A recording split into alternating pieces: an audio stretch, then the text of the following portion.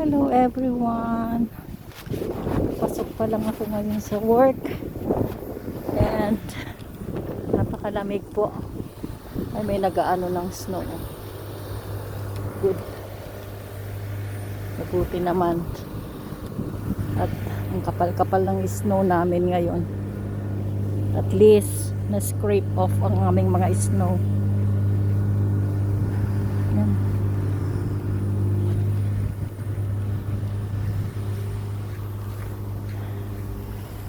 Hindi siya kalamigan actually. Hindi siya masyadong malamig. Pero yung ilalim, nangingintab siya, Yan na nakakatakot kapag yung ilalim frozen po. Scary. Too scary. Now what? I have to go this way.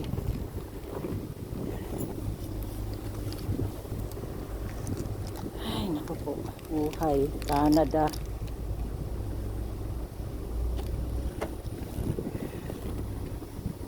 Nakakatakot kasi